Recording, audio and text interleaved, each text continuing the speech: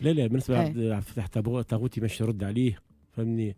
كل ما نذكر اللي لمده 8 سنوات والملف هم يتلاعبوا به ولم يصلوا الى الحقيقه، نقول معنا فني معناها الحمد لله اللي صار معنا فني هذا التغير معنا في تونس حتى نتمكن من معرفه الحقيقه ومن الوصول الى ادانه مع حركه النهضه التي بوجودها عرفنا حاجه اسمها الارهاب في تونس. به تو نجي لمساله الجزائر.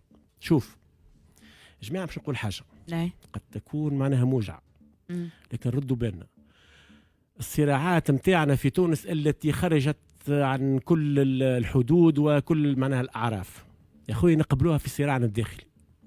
عندما نتحدث عن الخارج ردوا بالنا، العلاقات الدولية راية تحكمها معناها قوانين ومعناها موازين ماهيش كيما معناها شيء اللي معتنين به في الأمور الداخلية التونسية.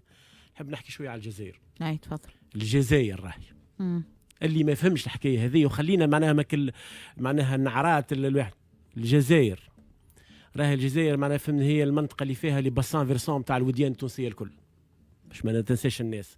راهي الجزائر عندما معناها فهمني صارت لنا مشاكل كبرى وصلنا لتونس معناها فهمني الى حاله صعبه لابعد الحدود، وبقينا الجزائر اليوم في معناها اعاده تشكل الخارطه الجيوسياسيه في المنطقه. الجزائر هي قوه ضاربه، احب من احب وكره من كره. بالنسبه للمغرب اللي حكيت عليه معناها فهمني السياسي الازهر، المغرب هذا اكبر عدو لينا معناها فهمني معناها في المده الاخيره. خي ما نعرفوش ايش عملت معناها المغرب في مساله معناها الواحد في مساله الفوسفات، ما نعرفوش المغرب ايش عملت معناها في مساله السياحه في تونس. هذه دوله معناها تآمرت علينا فهمني وتحب تلوج معناها فهمني اي مشكله معناها فهمني المغرب تتآمر ضد تونس اليوم من قبل تتآمر مع الواحد. مع شكون تتآمر؟ حتى مع الصهاينه. تيلي خشنيه اخي المغرب اليوم تكبر معناها فهمني حليف للصهاينه. ناس جابوا صهاينه معناها فهمني المغرب العربي اللي عملها حتى حد قبل، فهمتني. بالنسبه للعلاقه مع الجزائر ردوا بالنا فهمني. صحيح نتعاطفوا مع مواطنينا الى اخره كل شيء، لكن ناخذوها معناها فهمني ناخذ كلهم يسيبوها منا يروحوا على الاقل. شو احنا قلنا نستعمروهم؟ كلهم يسيبوا مواطنينا يروحوا. باهي سي لازر خليه يكمل فكرته بعد نعطيك المجال تتفاعل معاه. تفضل سي رافع. نفضل انه معناها الاتصالات تصير معناها فهمني معناها على اعلى مستوى ويتم حل المشكله هذه بطريقه معناها فهمني عقلانيه وبطريقه معناها فهمني ما تفتحش المجال انه ناس تبدا معناها فهمني دق في الاسفين معناها ما بيننا وبين الجزائر. راهو الكلام اللي قلته بكري معناها عندما قلت لك اللي الجزائر اليوم اصبحت قوه اقليميه ضاربه، مش انا قلتها، راهو قالها قائد البحريه الفرنسويه في المده الاخيره، والناس الكل تعرف اللي معناها الجزائر ستلعب دور كبير. والجزائر ربي يزيدهم مانيش حاسدين. رافع رانا نحكوا على موضوع واحد. مواطنين اللي ما عندهمش تواليت وما عندهمش ردوا بالنا. خاطر بكري معناها سيادتك حكيت على توظيف الملفات، نقول لك انا معناها حتى المشكله هذه اللي هي معناها مشكله صحيح انسانيه واحده كل شيء، لكن معناها مش معناها فهمني معناها بحجم انه يتم استعماله في دق الاسفين ما بين اليوم اكبر تحالف ينجم يصير في المنطقه ويعطي لتونس معناها فهمني بعض ادوات على الاقل السياده، فهمتني، اللي هو معناها في العلاقه بين كرتاج والمراديه. اليوم اردنا ام كرهنا المنطقه هنا ريناها كيفاش تم استباحتها من طرف معناها فهمني الحلف الاطلسي، جاء ضرب معناها ليبيا طيح دوله كامله. اليوم انا فما بلدان بكري معناها فهمني وقت قوي معناها حكينا على حكايه هذه معناها فهمني معناها البوراوي واحد كل شيء يتم استباحه معناها فهمني الارض نتاعنا من طرف. فقط سؤال سي رافع في علاقه بالموضوع نتاع التوظيف السياسي، يعني ترى انتم اليوم فما توظيف سياسي لتوتير العلاقات بين تونس والجزائر وفما استثمار في حكايه الاستثمار في هذه وفي غيرها. راهو كي تتبع معناها فهمني كيفاش يكفي ان معناها حتى كان الجزائر تعمل حاجه باهيه اعطتك مثلا معناها 200 مليار، فما ناس في تونس خرجوا معناها بداوا كيفاش وذيه وبيع السياده الى اخره. يا ولدي لازمنا نعاودوا بارك الله فيهم، لا نشكروهم شو لا لازمنا نعاودوا ننظروا الى الباراديجمات اللي على اساسهم تبنات السياسه الخارجيه التونسيه، لكن في الاطار الجديد راهو معناها فما دول اليوم اصبحت وازنه. اليوم حبينا ولا كرهنا راهي تونس معناها فهمني العلاقات نتاعها القديمه وصداقاتها القديمه الى اخره اليوم راهي ليست هي العلاقات اللي يمكنها ان تجتاز الازمه نتاعها وان تكون جزء من المعادله مستقبلا.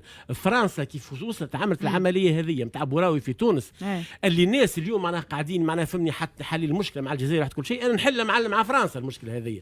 فرنسا هي اللي معناها في اصل الازمه هذه. فرنسا هي اللي اعتدت لا فقط على السياده التونسيه، بل اعتدت ايضا معناها على الداخل الجزائري. اي السؤال هذا شكون وجهوه سي رافع؟ شكون ينجم يجاوبنا فيما يتعلق بالنقطه هذه اليوم؟ خلينا نتفاعل معاك برك. تفضل. انت بديت بدايه نظريه من احسن ما ثم. العلاقات الدبلوماسيه والدوليه رصينه وهاد او لازمها عقل.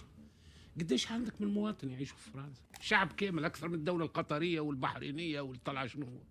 عندك مليون لا ما قارنش المواطن التونسي اللي عايش في فرنسا بالكفيل التونسي اللي عايش في معناها في الامارات. لا فرق. لا لازم نعملوها مع فرنسا. المشكل هاو قال لك الرئيس وافق، هو اللي وافق الرجال. مش عندك شكون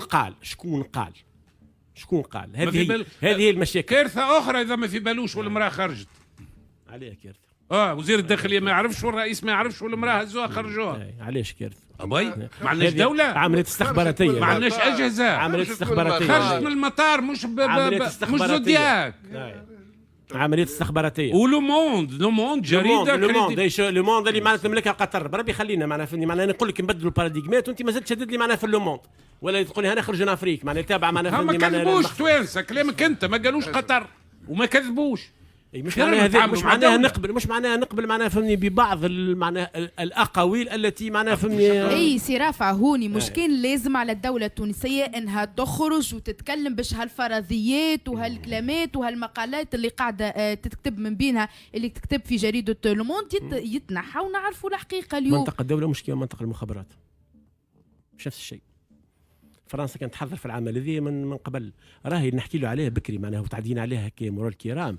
مسألة الحراك الجزائري راهي كانت أكبر عملية استخباراتية فرنسا حطت فيها مليارات باش معناها تقوم بإنجاز نوع من أنواع معناها في ضرب الداخل الجزائري. معناها تتصور أنت معناها في هالمشروع هذا يتعامل مع فرنسا بهذه البساطة؟ خلينا نعطي لسرحان وخليفة وسي عصام يحبوا يتفاعلوا. سرحان ما يتكلمش، تفضل سرحان. أنا